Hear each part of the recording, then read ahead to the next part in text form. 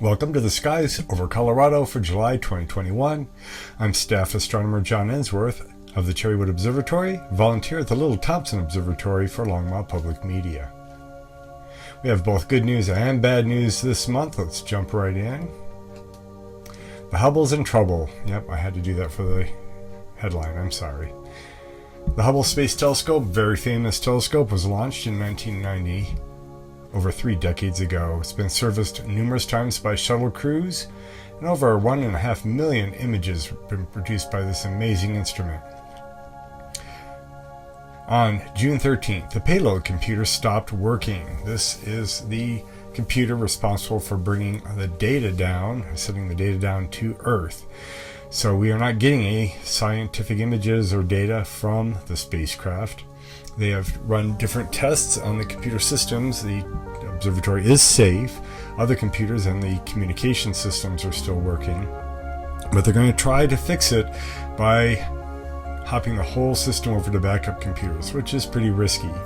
So they could lose contact with the telescope entirely. We just don't know. Now, at its end of life, it won't be brought back to Earth because we don't have a space shuttle fleet running anymore. It will be deorbited and sent into the Pacific Ocean. Unfortunately, I'd love to see this thing in a museum, but we'll see what happens. As of the moment I'm recording this, they had not yet tried the backup switch. There's a picture of it in orbit. Jupiter's powerful X-ray aurora explained. Now, Jupiter has aurora like the Earth. We have both northern and southern hemisphere aurora, the aurora borealis and the aurora australis. Using space telescopes looking at the X-ray, Chandra, looking at Jupiter, we've been able to detect these pink areas, these X-ray locations, and the polar areas, and we thought maybe some really unusual phenomena is going that's creating this. But Jupiter's magnetic field being 20,000 times stronger than Earth's, and the unique atmospheric composition, including sulfur atoms and ammonia, like that, seems to be all that's needed to create these very high energy aurora. These aurora actually are so large that they would cover the surface area of the moon. They produce hundreds of gigawatts of power, enough to fuel the entire Earth's civilization for seconds or minutes at a time. But other than being really ramped up energy-wise, their Earth-like mechanism is all it's taken to create them. So they are just a high-energy version of what we're used to here on Earth. If you're always looking for life, be it SETI, search for extraterrestrial intelligence, radio signals, or chemically or biologically here in the solar system. And this next story is looking at the moon Enceladus around Saturn.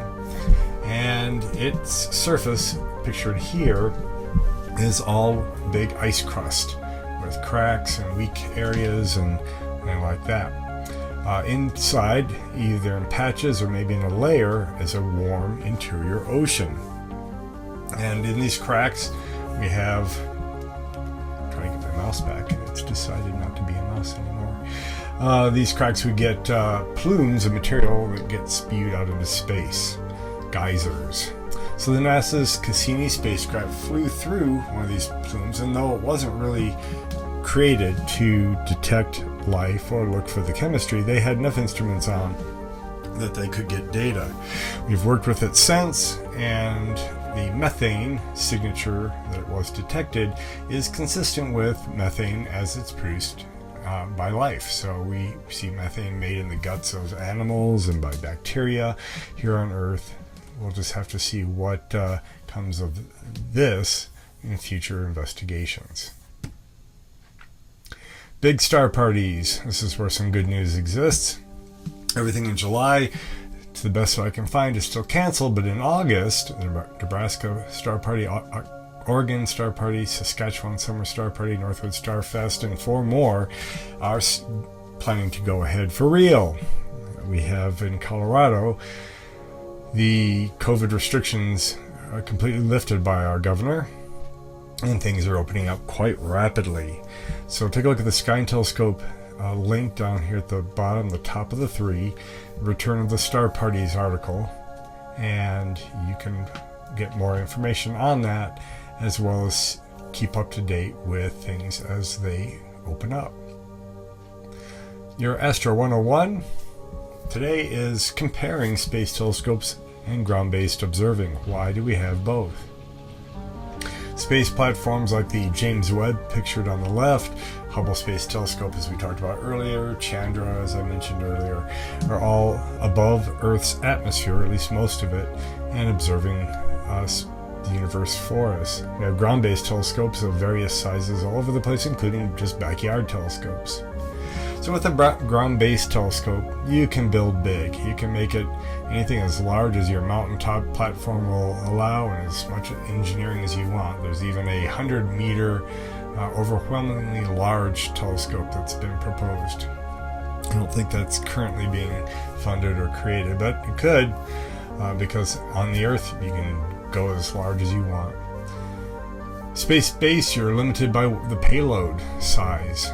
The James Webb is going to go up with the mirror all packed, and then it will unfurl itself in segments that all have to snap into place within a few wavelengths of light accuracy. So that's quite an engineering feat. Ground-based telescopes are easy to maintain. You just go and pull out the parts that need to be done, or put in a new mirror, or whatever you need. Space-based would be difficult to impossible. The Hubble was not made to be serviced, but since the space shuttle could reach it, we did have those numerous servicing missions. But they were dangerous. They took a long time because things had to be taken apart that were never intended to be unscrewed or opened or removed. They pulled it off though, but it was very hard. With the James Webb, it's going to be so far from Earth that it's impractical to send humans, or probably even try to come up with robotic missions that would do anything useful out there. But ground-based telescopes are subject to bad weather and the twinkling or the seeing in the atmosphere that we've covered in earlier episodes of this show. Similar to laying in the bottom of the pool that can't through the water, you have different density and depths of atmosphere between you and space, moving very quickly as bubbles of warm air rise and cool air sink, making everything kind of blurry. Out in space, you get the perfect view. You got vacuum from here to the galaxy that you're observing. Nothing in the way, no cloudy nights. Ground-based, if you're in the visual, it's nighttime only. Where in space-based, depending on where you're looking, you can have almost continuous operation. You don't want your sensitive telescope to go sweeping past the moon or look too close to the sun and burn out stuff. But with careful calculations and orbits, you're in good shape. On Earth, your latitude and the need for a mountaintop limits what you can see. You need to find mountains, and they're not every place on Earth, because you want to get above as much atmosphere as you can, but then whatever latitude you're at, like 40 degrees north for central Colorado, means there's a 40-degree radius circle in the southern sky that you can never observe. The Earth is always in the way. Then above that, above the southern horizon, probably another 30 degrees are pretty much unusable. The atmosphere is too thick, too much of that seeing and twinkling going on. So you've cut out an awful lot of the observable sky if you're just observing here in Colorado, where we do have mountains. And then up in space, depending on where your orbit is, or if you're around a Lagrange point, the whole sky is potentially ready for you, except where the sun is now. But in a month or two, the sun will appear in front of other stars, and you can look where you want it to. All right, let's explore the sky above your backyard, where you can see. Got the moon last quarter at the very first day and last day of the month. That's not a blue moon, because that only counts when you have a full moon. July 8th, we're at new, the 17th, first quarter, and our only full moon is the 24th. Just after sunset, low in the western sky, you can see Venus now. It is getting better. It sets about 2 hours after sunset. It was about an hour after sunset last month. Mars is just a touch below it in the middle of the month, and it's also setting about 2 hours after sunset, but it's much dimmer. So if you see Venus, look for a little ruddy, not twinkling, probably star-like thing nearby, and that's Mars. So here's the sky after sunset. Again, I don't have my mouse. Sometimes that happens with Max, but the moon is in the middle of the month, just coming out of new, and there's Venus and Mars on the extreme right. On either side of midnight, we are getting a lot of planets now. Jupiter and Saturn are clearly visible. Saturn rising around 9, Jupiter about 10:15, and as the hours go by, they climb very favorably in the eastern sky. Neptune is rising around 11, and it's up over the eastern sky at midnight. So here they are. You can see Saturn left of center, Jupiter a little bit further to the left, and Neptune that much further to the left as well. Really nice aligning there. Pluto's up too, but it's pretty much hopeless to see with the backyard telescope unless you have a camera. I don't mention it much. In the pre-dawn sky, obviously Jupiter and Saturn are clearly visible. Still, they've moved all the way across to the southwestern sky at that time. Neptune is now near the meridian, high up above the southern horizon. But Uranus is now rising at 1:15 in the morning, so it's up. Mercury rises about 4:15. It's already turning around and heading back towards the sun in the morning sky. So taking a look at here, there's Pluto setting in the southwest, Saturn and Jupiter above it. Neptune is among all that text right in the middle. And there's Uranus, and we don't have Mercury because it is so close to the sun.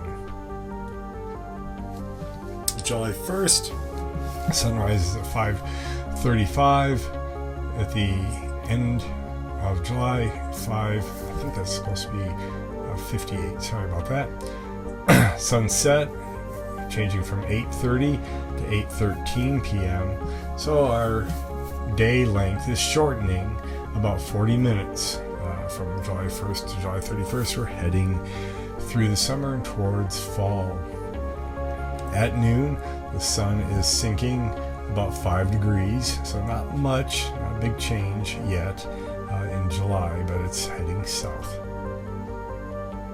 Our feature object, I'm going for an asterism, which is not a constellation, but something made up of either parts of a constellation or parts of different constellations. And the summer triangle is one that's made of 3 different stars and 3 different constellations. And finding this, it always makes me comfortably happy that I'm in summer. As I have here, it's a familiar summer friend, but it also can help you build a framework around which you can learn dimmer constellations and kind of get your place in the sky oriented. So here we have right in the middle is Cygnus with Deneb at the left side or the top of the cross or the bottom of the swan. You got Aquila the eagle, a little right of center. And then up in the top center is the constellation of Lyra with its star Vega. And Aquila, the star, is Altair. And just adding the lines there, you can see this nice triangle. So throughout the summer, early summer, it's over in the eastern sky. Midsummer, it's high overhead at sunset right after it gets dark. And in the early fall, it's down in the western sky. Your Colorado Observing Challenge is looking for satellites. I just went camping for a couple of weeks, and every evening walking around the roads in the campground looking up at the stars. There are lots of satellites to see. They move faster than airplanes. You don't normally see any color to the winking and twinkling, red or blue, that's regulation, but they can vary in brightness. They can have different parts reflecting sunlight towards you. Some are rotating, some just are changing their angle with respect to you and the sun. So you'll see them get a little brighter, a little dimmer, kind of randomly. If they're heading east, they will eventually pass into the shadow of the Earth, so they move into that darkness cone. You'll see them fade dim and then go dark, just like a lunar eclipse, but much quicker. And You can see them anytime going in any direction. There's times I've seen 2 or 3 this summer at once going in different directions. Years back, I was in the Arizona desert, and I actually caught 7 going in different directions all at once. Kind of keep moving my eyes around to see each one again to see where they were going, but it was pretty crazy.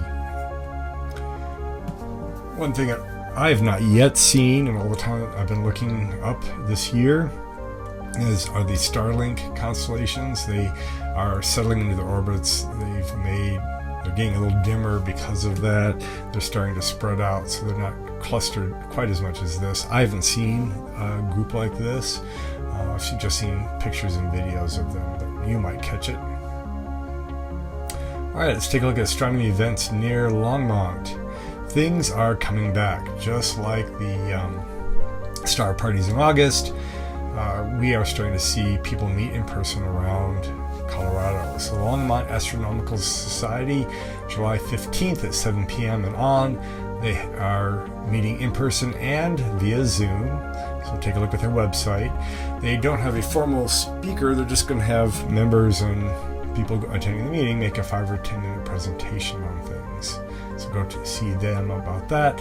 And the next day, their first one, they advertised it last month, and still it's on the books. 8:15 to 10:15, the Boulder County Parks and Open Space Star Party at Rabbit Mountain, west side of Longmont. Register at their website. It's going to be fun. Little Thompson Observatory is going to remain closed through August 15th. Virtual visits are being offered, and private visits may be scheduled after August 16th. Stay tuned to starkids.org to see when maybe a combination in-person and Zoom presentations will start again. Estes Park Memorial Observatory is still continuing with limited groups under 12. If you aren't vaccinated, they ask that you keep a mask on. But angelsabove.org for details there. Expect them to probably start opening up this fall as well. The Northern Colorado Astronomical Society, July 1st, has a webinar speaker, Scott Acton, a Webb telescope, so we're talking about that space-based telescope, an observatory beyond the moon via webcast. Fisk Planetarium reopened on July 1st. There's a ton of COVID notes on their site, so check that out. They've opened to 30% capacity, which is 65 seats.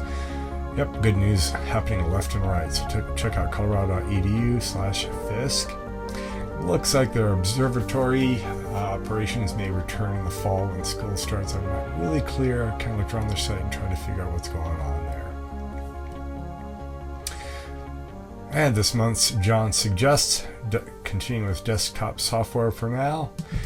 This is an oldie. This is called Registax. Registax 6 is the last known version. I don't think this will be developed any further. You'll see why in just a moment. But its last update was 2011, but it's still very powerful and useful. They really got it bug-free, very great tool. And then for the cost, you can't complain. I'll probably bring up a more modern and still being developed stacking program next month.